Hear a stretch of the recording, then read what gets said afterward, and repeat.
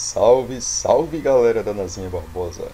Aqui quem fala é o professor Guilherme Martins, de Ciências Naturais. Na aula de hoje abordaremos o tema da gripe espanhola e a saúde pública no Brasil. Para tanto, vamos fazer uma viagem até os anos 10 e 20 do século passado, quando no Brasil não havia hospitais e nem serviço público de saúde. E de repente você pode me perguntar, mas professor, e as pessoas daquela época, quando adoeciam, ficavam doentes, o que elas faziam? Te respondo agora. Naquela época, nós tínhamos as Santas Casas de Misericórdia, que geralmente eram construídas por iniciativa da Igreja Católica. As Santas Casas viviam de doações e cobravam uma certa graninha daquelas pessoas que podiam pagar. Na imagem abaixo, de 1932, vocês podem ver a Santa Casa de Misericórdia de Fortaleza. Foi nessa mesma época, nesse mesmo século, que estourou no mundo a gripe espanhola, mais precisamente no ano de 1918. Estima-se que a gripe espanhola tenha matado entre 50 a 100 milhões de pessoas. Lembrando que o vírus que provocou a gripe espanhola foi o H1N1, ou influenza H1N1, certo? E no Brasil, acredita-se que a epidemia ela chegou através do transatlântico Demerara, no mesmo ano, 1918, no mês de setembro. O navio, vindo da Europa, atracou nos portos de Rio de Janeiro, Salvador, Recife, trazendo centenas de pessoas contaminadas com o vírus. Aos poucos, o vírus foi disseminando pelo interior do Brasil. Um mês depois, o país estava mergulhado numa das maiores crises sanitárias de sua história. O Brasil, então, naquele momento, era um navio prestes a afundar. Então, o cenário que nós observávamos naquela época não era tão diferente do que era hoje.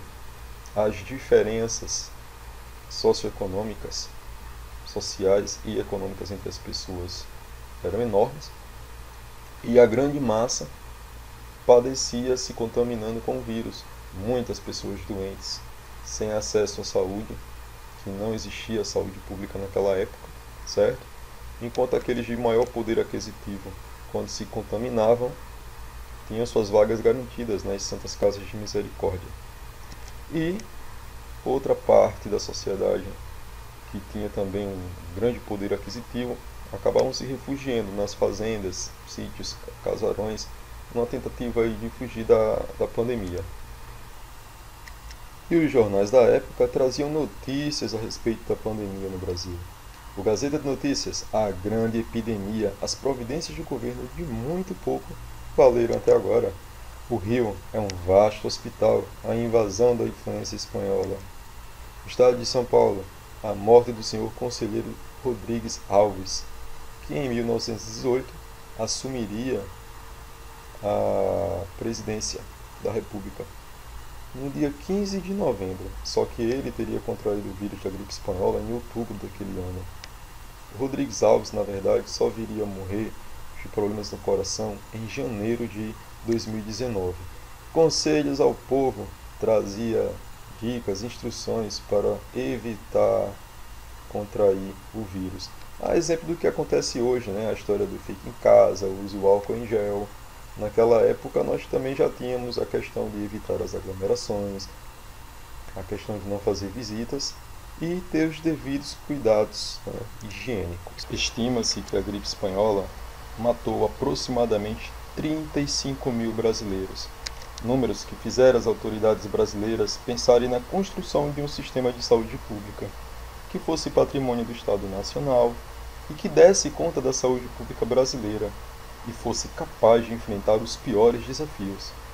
Dentre as ideias e projetos recusados pelo governo da época, o deputado Azevedo Sodré, na foto ao lado, apresentou um que propôs a criação do Ministério da Saúde Pública. Apesar do projeto não ter sido aprovado, estava plantada ali a semente que originaria o SUS. Em 2 de janeiro de 1920, foi criado o Departamento Nacional de Saúde Pública, que era subordinado ao Ministério da Justiça e Negócios Interiores. 10 anos mais tarde, no ano de 1930, surge finalmente o Ministério da Saúde, com o nome de Ministério dos Negócios da Educação e da Saúde Pública. Quase 60 anos depois, surge o Sistema Único de Saúde, o SUS, por meio da Constituição Federal de 1988, que no seu artigo 196 reconhece que a saúde é um direito de todos e dever do Estado, garantido mediante políticas sociais e econômicas que visem a redução do risco de doença e de outros agravos e ao acesso universal e igualitário às ações e serviços para sua promoção, proteção e recuperação. Resumindo, o SUS ele foi criado para que todos os brasileiros, sem distinção de cor, classe social, tivessem acesso. Além disso, ao contrário do que acontecia nas casas de misericórdia, onde as pessoas eram tratadas, o SUS, o Sistema Único de Saúde, ele foi criado também para prevenir as doenças. Tanto é que, por exemplo, os processos de vacinação, eles visam evitar a doença. Então é aquela história, enquanto antes da criação de um Sistema Único de Saúde a gente remediava, né? Agora a gente trabalha com o quê? Com a prevenção. Se a gripe espanhola ensejou a criação do SUS, ou seja, mostrou o quanto era fundamental a criação de um Sistema Único de Saúde, o novo coronavírus veio agora, diante desses anos intensos de desmontes das estruturas de saúde e educação no Estado, reforçar a importância do maior e mais eficiente sistema de saúde do planeta. Diante de tudo que estudamos até aqui, vamos refletir? Vou trazer para vocês duas situações.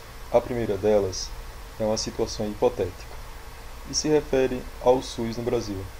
Imagine a seguinte situação: um senhor que mostrou sintomas de Covid-19 que foi encaminhado por uma ambulância até um hospital.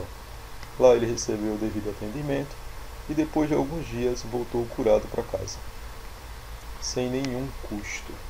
Lembrando que nós pagamos os impostos para manter toda a estrutura que o Estado oferece para a gente, em termos de saúde, educação e segurança. Vamos agora para a segunda situação, uma situação verídica acontecida nos Estados Unidos. Uma garotinha chamada Anabel, de apenas 3 anos de idade, e seu pai demonstraram sintomas de Covid-19. Foram pegos em casa por uma ambulância e conduzidos até um hospital onde ficaram internados. Depois de ter sido constatado de que não era Covid-19, pai e filha foram liberados e foram embora para casa. Depois de alguns dias, chegou uma conta correspondente ao transporte da ambulância e aos dias de internamento, num valor superior a $6.000, o que no Brasil seria um valor superior a R$30.000. Ora, diante das duas situações, a reflexão que a gente tem que fazer é a seguinte: será que nós brasileiros teríamos condições de utilizar um sistema de saúde que fosse privado, que fosse pago? Ou será que o nosso sistema único de saúde, apesar de todos os ataques e faltas de investimento, ainda continua sendo a melhor opção? Então a gente deixa aqui essa reflexão, finalizando essa videoaula, e peço que fiquem atentos, porque deixarei para vocês uma atividade na sequência para que vocês possam interagir conosco e a gente verificar o que é que vocês conseguiram ou não compreender a respeito do conteúdo. Ok? Um forte abraço para vocês, se cuidem e até a próxima.